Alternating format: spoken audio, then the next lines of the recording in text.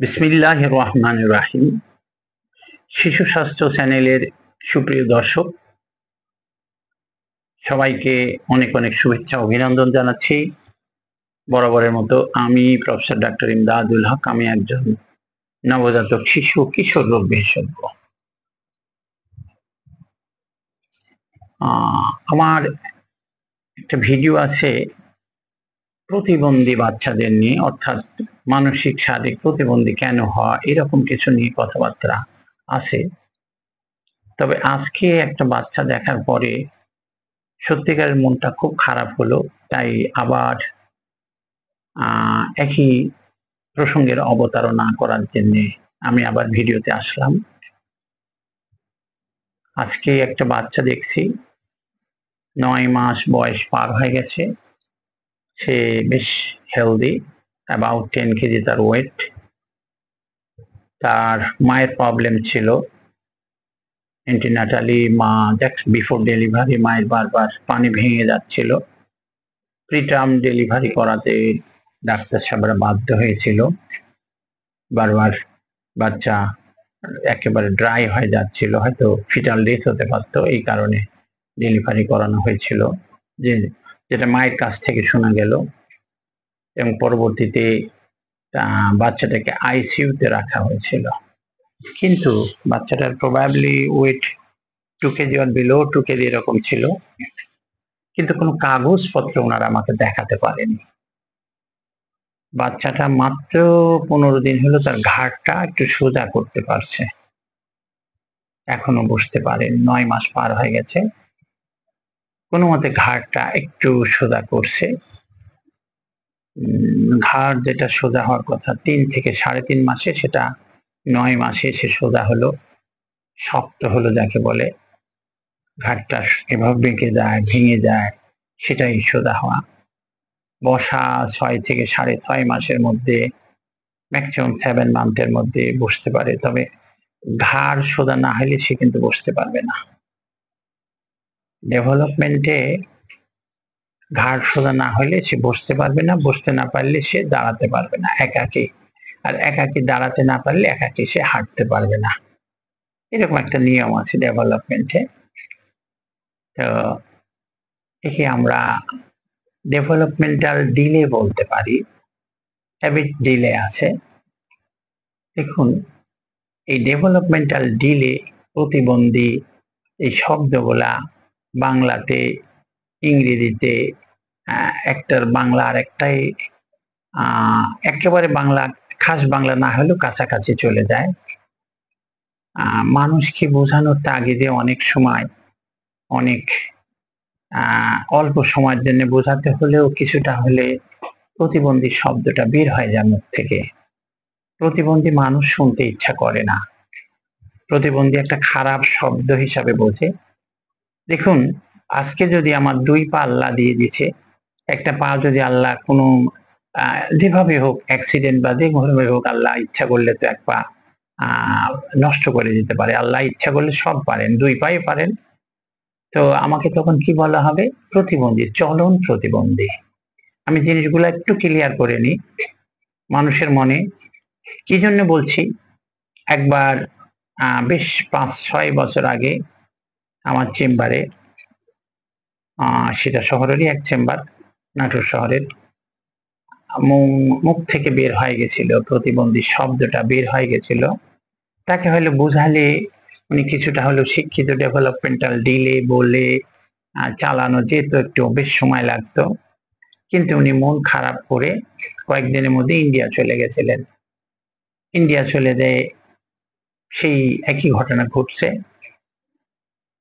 তো উনি লজ্জায় আমার সাথে আর দেখা পর্যন্ত করেননি। যে আমার উপর একটু রাগ করে বা মন খারাপ করে উনি চলে গেছিলেন ইন্ডিয়া বাচ্চাটা দেখাতে। তো এটা উনি আর আমার সাথে দেখা করছিলেন না। যাক, সেটা বড় বিষয় না। এটা অনেকের মনে এরকম ধারণা থাকতে পারে। আজকে আমার 2টা চোখ যদি আল্লাহ নিয়ে নেয় তাহলে আমাকে দৃষ্টি প্রতিবন্ধী বলা হবে।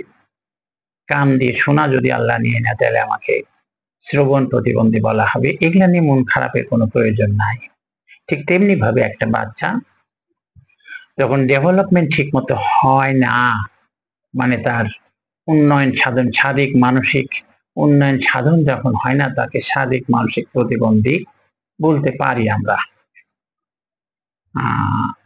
ডিজেবলড অনেক সময় বলে, অনেক সময় অ্যাবল ইন আদার ওয়েজ বলে, অনেক শব্দ চালু আছে, কিন্তু খাস বাংলা ভাষায় যখন আমরা একটু বোঝাতে চাইব, তখন এইরকম শব্দটাই তো, প্রতিবন্ধী শব্দটা তো চলে আসবে। এ নিয়ে মন খারাপের কোনো প্রয়োজন নাই, কারণ আমি আমাকে দিয়ে উদাহরণ দিলাম। এই তাইলে আমরা আবার জেনে নিই, 3 থেকে 3.5 মাসে একটা বাচ্চা ঘাড় সোজা করে, ঘাড়টা কিন্তু জন্মের পরে ভেঙে যায় এইভাবে ধরে বসলে, এটা 3 থেকে 3.5 মাসে সোজা হওয়ার কথা। ঘাড়টা শক্ত হয়, সোজা হয় থাকবে, স্ট্রেইট থাকবে। আর 6 থেকে 6.5 বা ম্যাক্সিমাম 7 মান্থে বাচ্চাটা বুঝতে পারে যে বসার আগে অবশ্যই তার ঘাড়টা সোজা হতে হবে, তাইলে সে বসতে পারবে। এরপরে যদি বসতে না পারে, সে কিন্তু একাকি দাঁড়াতে পারবে না, একাকি দাঁড়াতে না পারলে একাকি হাঁটতে পারবে না। 12 মাস বয়সের মধ্যেই, 9 মাসে একটা বাচ্চা ক্রল করতে পারে, মানে হামাগুড়ি দেয়। 12 মাসে একটা বাচ্চা একেবারে অন অ্যান এভারেজ 12 মাসে একটা বাচ্চা একাকি দাঁড়ায় বা 2-1টা ধাপ দিতে পারে, হয়তো পড়ে যাবে আবার উঠবে। 15 মাসে খুটখুট করে হাঁটবে, দৌড়াবে একটু একটু করে, শাফলিং গেট যাকে বলে, এরকম হবে। যাক, এই বাচ্চাটা মা বাবা অত্যন্ত আগ্রহ ভরে কিছু কথা শুনলেন। আমি যতই বলি কয় আমাদেরকে তো কিচ্ছু বলা হয়নি, কিন্তু ওনারা কোনো কাগজ দেখাতে পারলেন না, বড়ই কষ্ট লাগলো। তো আমি এটা এই ভিডিওর মাধ্যম দিয়ে আমি দর্শকদের বলতে চাই, দেখুন, কোনো জায়গাতে অ্যাডমিশন থাকলেন বা কোনো ডাক্তার সাহেব চিকিৎসা দিলেন, অবশ্যই তাকে কোয়ালিফাইড ফিজিশিয়ান যে চিকিৎসা করাতে হবে, করানোর সেই কাগজগুলা কিন্তু পরবর্তীতে যে জায়গাতে যাবেন আপনি, নেক্সট জায়গাতে, রেফারেল জায়গাতে যান অথবা নিজের সুবিধা মতো জায়গাতে যান, আপনাকে অবশ্যই সেই কাগজগুলা নিয়ে যাওয়া উচিত।